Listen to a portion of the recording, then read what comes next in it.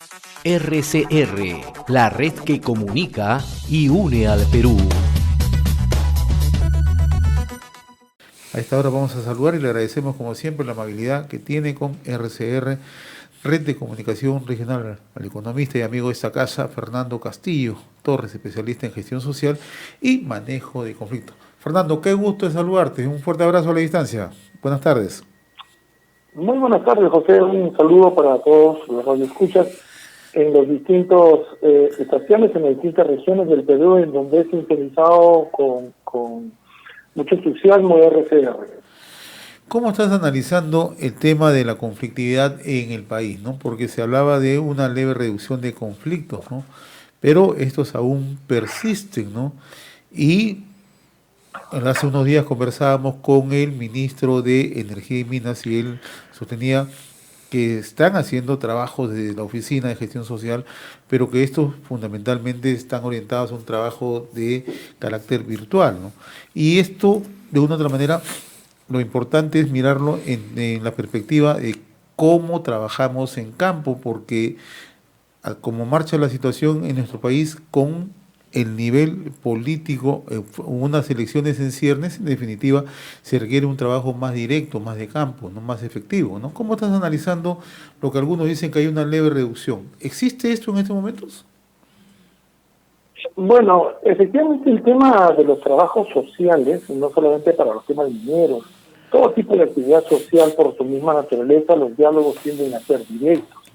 No es posible desarrollar un trabajo de gestión social desde una computadora o de una plataforma informática. Es necesario tener un contacto real, directo con la población, para poder tener en el terreno de los hechos una mirada propia de cuál es la problemática y de cara a eso, poder plantear alternativas de solución. Yo escucho con mucha preocupación la priorización que se está dando en el sector y escuchar pues al ministro comentar que se está haciendo un reforzamiento de la Oficina General de Gestión Social. Bueno, ese discurso lo he escuchado en otros 3 ministros más. Lo real es que desde la llegada del ministro Ismoes, lo que ha pasado con esta área que se le ha venido cercenando poco a poco los equipos que han participado en la misma. En algún momento llegó a contar con 80 especialistas dedicados a ver minería, gas, petróleo, electricidad, centrales hidroeléctricas, líneas de transmisión, consulta previa, fondos sociales, la iniciativa para la transparencia de actividades extractivas, entre otras tantas líneas que tenía que trabajar, pero que sin embargo durante estos últimos 20 meses han pasado 7 directores, que es bastante difícil que puedan haber podido articular algo coherente. Yo creo que no se ajusta la verdad cuando escuchamos a varios ministros decir estoy reforzando la Oficina de Gestión Social cuando sus recursos se han reducido al 50%. Entonces es bastante complejo. Yo saludo que haya una nueva persona ahora, conozco a la nueva directora y sé que está haciendo todo el esfuerzo para poder sacar adelante esto. Pero los procesos sociales no es como una infraestructura que uno puede planificar e iniciar la construcción de una carretera o iniciar un edificio. Los procesos sociales requieren mucho más trabajo del campo, mucho más acercamiento, imbuirse del contexto del lugar en donde uno va a intervenir, y sobre todo hoy por hoy es una de las columnas principales de la actividad minera en general. Los distintos estudios que se han hecho a nivel de qué cosa es lo que se tiene que hacer para mejorar las condiciones para la inversión en minería tiene dos grandes problemas. El primero, que es el tema de la tramitología, ha llegado a detectarse más de 300 autorizaciones que requiere un proyecto minero para poder ver la luz. Hace 20 años esto era posible con 50 firmas. Ahora esto se ha sextuplicado y es bastante complejo. Y el otro gran problema es el problema social por el cual muchos de los inversionistas definitivamente no están acá en Perú. Si uno se pone a ver el petróleo y se pregunta por qué Venezuela, con todos los problemas que tiene, pues tiene otro tipo de operadores. En el Perú no están operando Shell, Mobil, Exxon, cualquiera de estas transnacionales gigantescas que tienen petróleo. Operan pequeñas y medianas compañías que ven pues alguna oportunidad porque aquí un grande no quiere venir, y justamente no viene porque los problemas derivados de la conflictividad social no pueden cuantificarse monetariamente para poder medir si es que va o no va un proyecto, ¿no? Ahora, lo que tú señalas es pertinente, ¿no? La necesidad de acompañar a los proyectos, ¿no? ¿Por qué te pongo en esta línea la pregunta siguiente, ¿no? Estamos viendo escenarios bastante complejos, ¿no? Por ejemplo, en el tema de la selva, ¿no? Que tú lo has citado, en el tema de hidrocarburos, ¿no? Hay una movilización constante de organizaciones que tienen una capacidad sistemática de organización.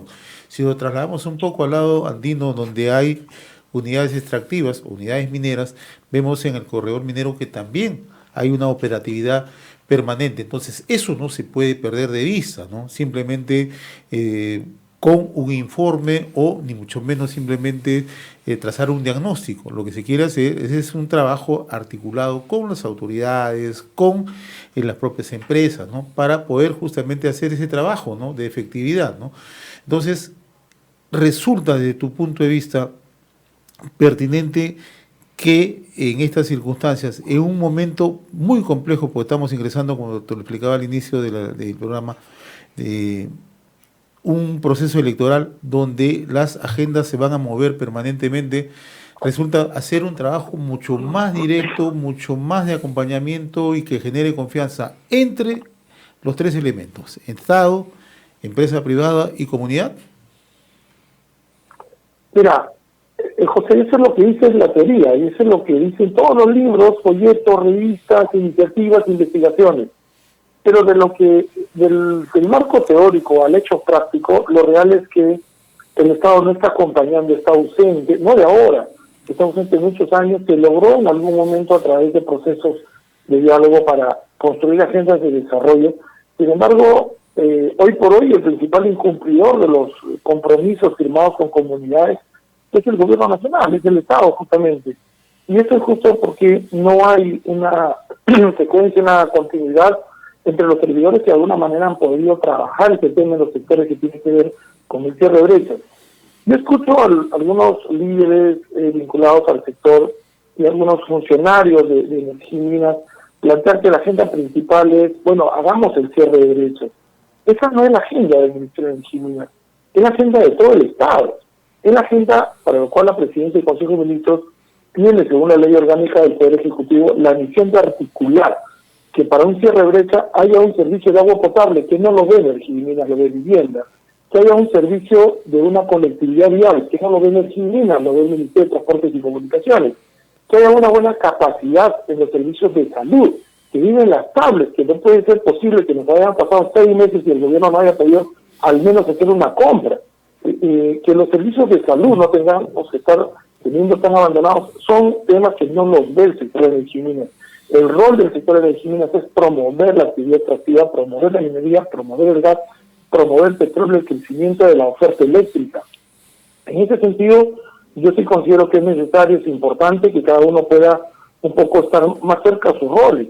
Y en ese sentido, es bastante complejo que el gobierno tenga un discurso en el cual habla de un cierre de brechas y sin embargo el canon, que es lo más cercano que ha producido la minería, que supera los 25.000 millones en los últimos 15, 20 años, no está trayendo desarrollo en ningún lugar.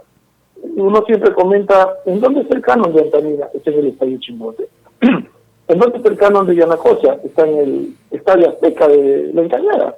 Está en el gran centro cívico que se utiliza 5 días al año. Entonces, todas estas complejidades. Entonces el canon de Java, y la primera obra que se construyó en Chumbivilcas no fue una posta de salud, no fue un colegio, fue una pista de caballos.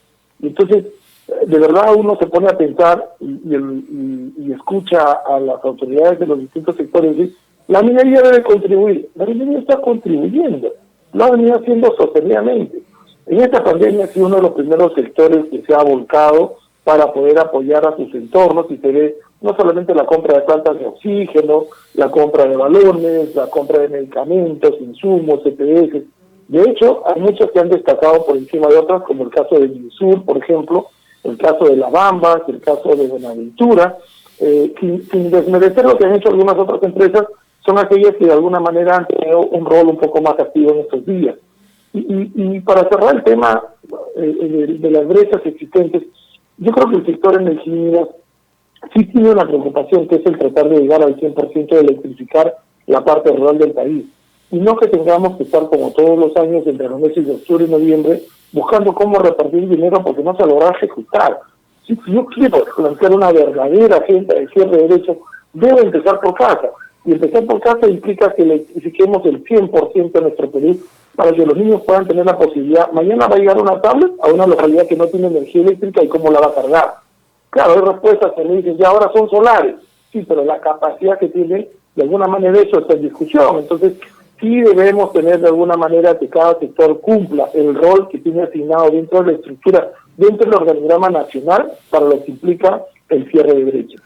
Ahora, Fernando, pero mire, tú hablaste un poco del rol que debe cumplir, por ejemplo, en este caso, el Ministerio de Energía y Minas. Su rol es promover inversiones en el sector, pero sin embargo hemos visto en los últimos años que este rol promotor ha sido un poco, diríamos, menoscabado, porque ha perdido ciertas atribuciones que han sido trasladadas o transferidas cuando se crearon otros entes que tienen que participar en todo este proceso de promoción de inversiones, y bajo los temas de la necesidad de fiscalizar, de separar los roles. Por ejemplo, el ministerio, se dijo un momento que el ministerio no puede ser juez y parte, es decir, da las autorizaciones y fiscalizar a la vez. Se separó el tema de fiscalización y bueno, y se ha facilitado hasta con entusiasmo que esas facultades que antes dieron resultados y que vimos que se han concretado en muchos proyectos o megaproyectos que se desarrollaron en el país, pues ahora vemos que hay, como tú dices, muchas trabas de carácter burocráticas, administrativas, porque intervienen mucho más sectores y mucho más manos en los temas de las autorizaciones y en temas de los procesos para concretar la autorización de un proyecto. En el tiempo que ha transcurrido, ¿cuál sería una mirada, no? Mira, en retrospectiva primero y viendo los resultados de ahora, ¿cuál es tu apreciación? Mira, Carlos, hay un hecho real en esto, y mira, los ingleses dicen un dicho muy común, muy sencillo de entender: si funciona, ¿para qué lo cambias?, ¿no? Acá en el Perú hay mucho manoseo sobre la actividad extractiva porque es un sector altamente rentable. Yo no veo que esos mismos consultores se preocupen de la agricultura de la zona de extrema pobreza. Eso no trae renta. Entonces, obviamente, tampoco veo que ninguna de las ONG que promueven derechos humanos defiendan pues el derecho justamente de las zonas afectadas por el minerio ilegal. Es que eso no trae renta. Hay todo un conjunto sobre expectativas alrededor de la minería, porque hay una actividad altamente rentable para todos, y atacarla también trae renta. En ese sentido, efectivamente, hay todo un conjunto de temas que no se están trabajando adecuadamente, porque se trató en su momento, recogiendo algunas quejas, que probar que este modelo pudiera funcionar, en donde varios entes pudieran trabajar para poder intervenir en los permisos.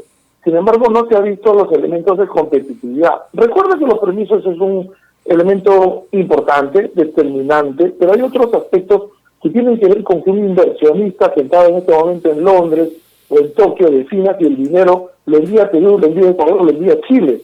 Y para poder tener una mirada de esa naturaleza, uno debe ver todos los elementos que tienen que ver con la competitividad. La competitividad tiene que ver pues con la estructura tributaria, con la capacidad geológica del país, el nivel de recursos que se tiene, la conectividad que existe, digamos, el componente social.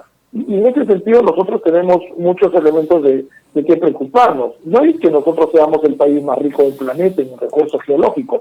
Por encima de nosotros ya está Australia, está Canadá, ¿no? Que tiene muchos más recursos y tiene muchas más reservas.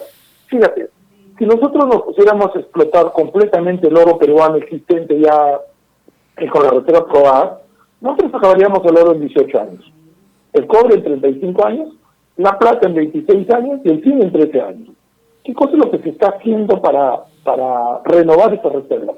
Conforme se vayan extrayendo y no hay exploración, difícilmente dejaremos de extraer estos recursos en los próximos años.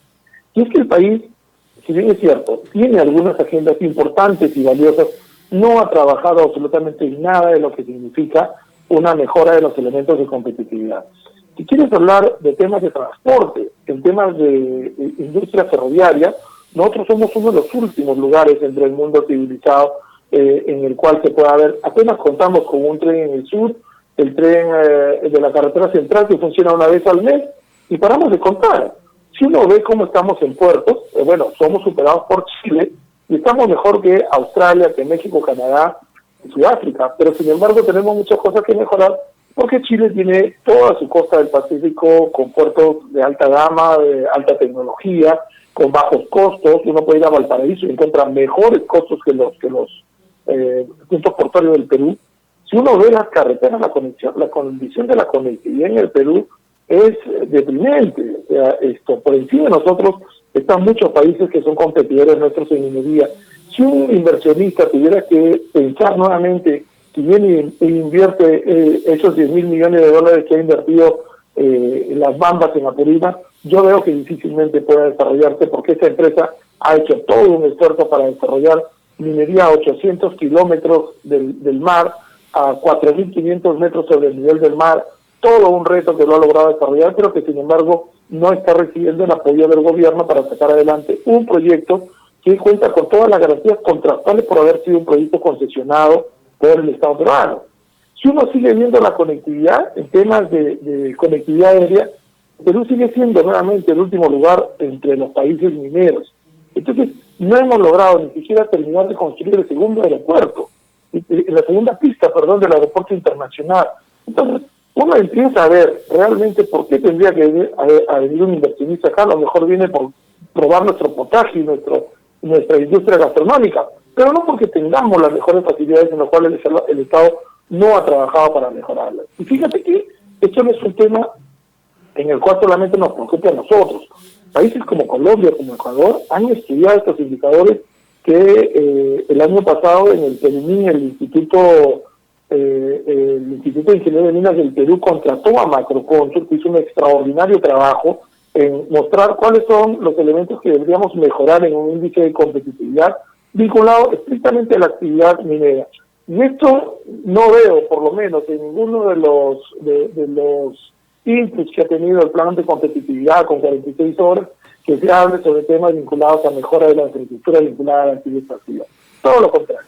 Vemos que proyectos como La Bamba, Santa Pacay, Constancia, que se encuentran en el llamado Corredor Vial del Sur, Corredor Minero del Sur, Corredor del Sur, como se le quiera llamar, tienen dificultades permanentemente, y el extremo ha sido que el año 2019 Las Bambas ha dejado de trasladar mineral casi 120 días. Eso es 4 meses. Estamos hablando de la tercera parte del año que no ha podido trabajar libremente y que hoy, digamos, aún mantiene parte del mineral extraído que no puede ser transportado, porque es una locura ver que el OEF o otras instituciones del Estado están restringiendo que el mineral se transporte cuando deberíamos sacar algún tipo de normas de emergencia para poder vincular esta situación de pandemia y generar recursos que los tenemos guardados y no los podemos comercializar.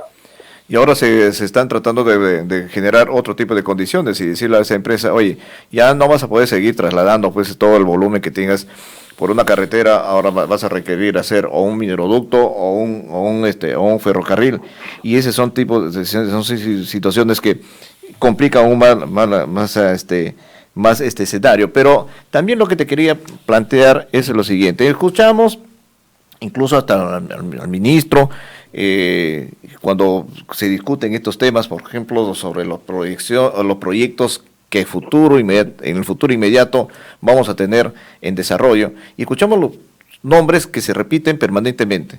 Y hace poco nos he dicho que hay 13 proyectos que prácticamente estarían listos para arrancar el siguiente año o en los próximos meses.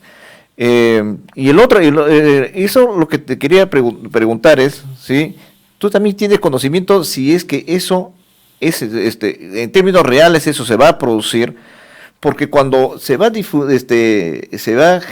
generando ya un panorama un poco más claro, la nebulosa de la pandemia ahí va un poco disipándose, ya entonces nos deja otra vez una mirada a nuestro panorama real. Y en nuestro panorama real vemos que las exploraciones están paradas y muchos otros proyectos no pueden avanzar porque tienen una serie de requisitos que no se cumplen, establecidos dentro de toda esta regulación que hay en el Perú. Entre ellos, por ejemplo, la famosa consulta previa. ¿Cuál es tu apreciación sobre esto, Fernando? A ver, son varias preguntas juntas, pero vamos a tratar de darle un orden ahí, lo que has comentado, Carlos. La condición del país es bastante compleja en general. El Banco Central de Reserva del Perú acaba de publicar su reporte del mes de septiembre, y en el repite de alguna manera las cifras que están actualizadas. En algún momento se hablaba de una contracción del PBI de 11% y ahora ya habla de un menos 12.7% para el presente año. Esto implica que, bueno, tiene una caída de la demanda interna, una contracción del primer semestre de 17.4, todas estas cifras. La ministra de Economía ha indicado que el año próximo van a mejorar y que estaríamos llegando al 11% de crecimiento. Sin embargo, esta cifra está basada en un crecimiento en 3 indicadores principales, independientemente de los demás. Una inversión privada que puede ser el 20%, una inversión pública de 11% y exportaciones del 18%. Empiezo por las exportaciones, que es la parte final. Si no logro desarrollar mayor capacidad de producción, la exportación 62% es minera. Y si esta exportación, que ya ha tenido caída, ojo, no nos dejemos llevar todo por el COVID. No es todo el COVID el problema, tenemos muchos problemas sociales que han obligado a esto.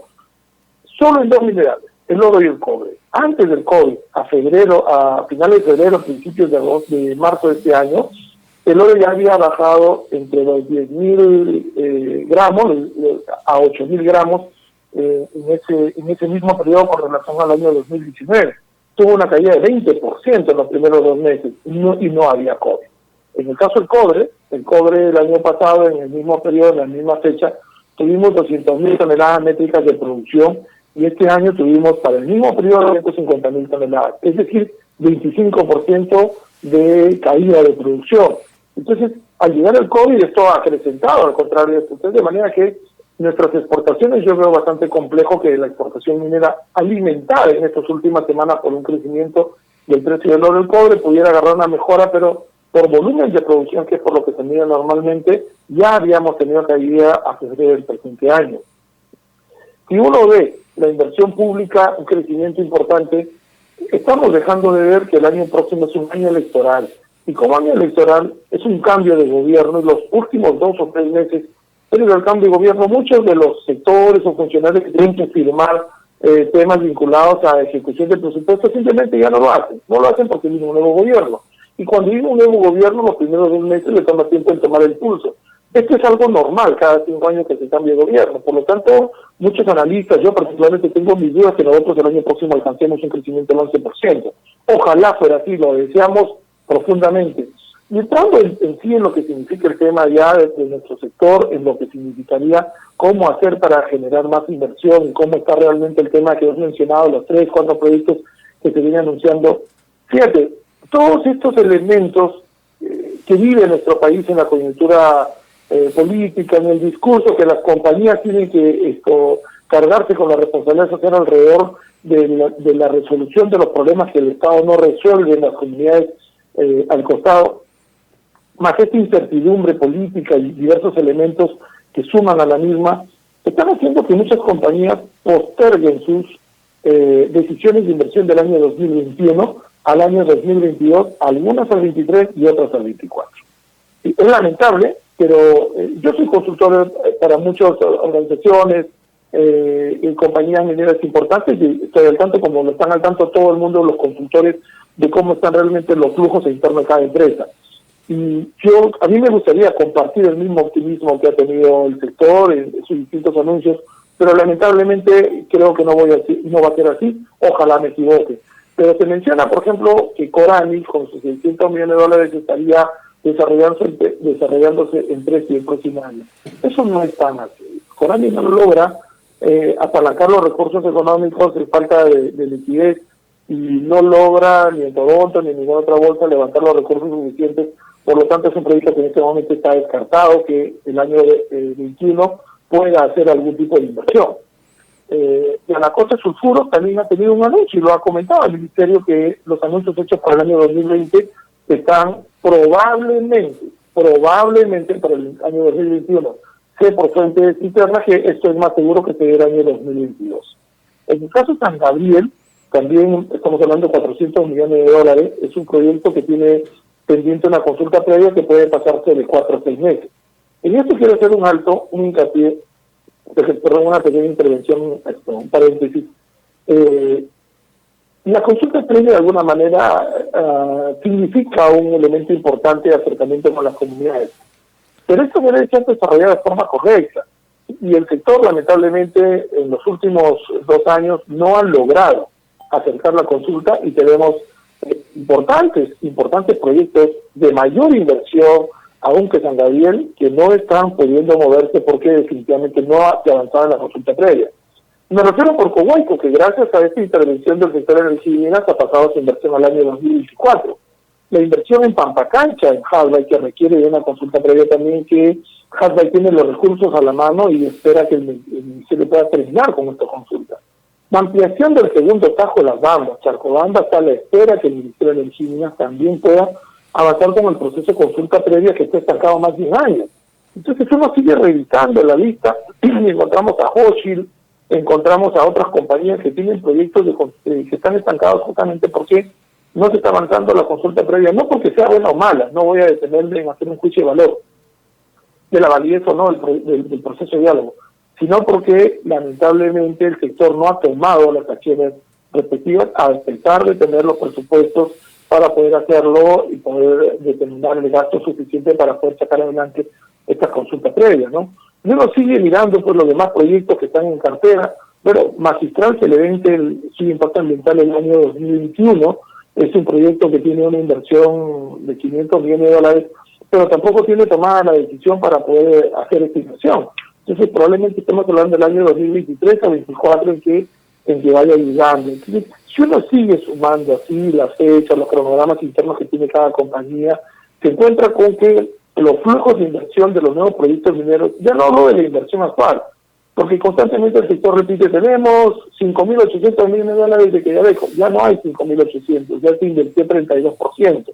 Entonces ya hay una cifra menor que nos lleva ya solamente a 3.800 millones. Escuchamos hablar, está desarrollando una inversión de Mina Justa. Mina Justa, por un extraordinario trabajo que desarrolla el grupo Grecia, ya llegó al 90% de la inversión. Estamos hablando que solamente queda $150 millones por invertir. Es más, está en comisionamiento, con lo cual ya termina su última fase de esta construcción. Y el otro gran proyecto que se menciona es Toro Mocho, que bueno, tiene pendientes esencialmente, y que en tanto no se libere estos permisos de este ente vinculado encargado de hacer las certificaciones ambientales, difícilmente va a poder volcar esta inversión. Entonces uno se pregunta cómo van a hacer estos flujos de inversión. Hace poco Apoyo presentó un análisis propio de esta consulta importantísima en nuestro país, y hablaban pues que, si bien es cierto, en el año 2019 probablemente los flujos no lleguen a los $4.800 millones, que es el estimado del Ministerio de Energía y Minas. Probablemente estemos hablando que estemos bordeando los 3.000 a 3.500 millones, mucho menos a lo que se estima. Para el año 2020 esto va a seguir sufriendo una reducción mucho más fuerte, porque solamente quedaría Quellaveco y una parte de Toro Mocho, sin que estos otros nuevos proyectos puedan entrar. ¿Qué nos separa para el año 2022? Quitando a Quellaveco, probablemente en promedio de $1.000 millones frescos, si es que nosotros no nos apuramos en promover y dar las facilidades a los proyectos en este momento. Fíjate, para que Las Bambas pueda construirse, es un proyecto que viene pues desde que Alan García le firmó Alejandro Toledo firmó la concesión. Alan García, en su gobierno, se firmó algunas autorizaciones. En el gobierno del presidente Humala se inició la construcción, y los 5 años se pasó en construcción, y a finales del gobierno del presidente Humala, y inicio del gobierno del presidente Kuczynski, se inició la producción. Entonces uno ve un ciclo de un proyecto minero son 10, 15, 20 años. Y si uno revisa la creación de Cerro Verde, el permiso de ampliación se dio pues en el gobierno del presidente Humala, pero la gestión del mismo se dio desde el gobierno del presidente García. Entonces, ¿qué es lo que le estamos dejando para los próximos gobiernos en relación a la actividad minera? En relación a hidrocarburos, que no se avanza el lote 192. Se habla de cerrar brecha y vuelvo al mismo tema. ¿Cómo voy a cerrar brechas si el gas no puede llegar a los domicilios?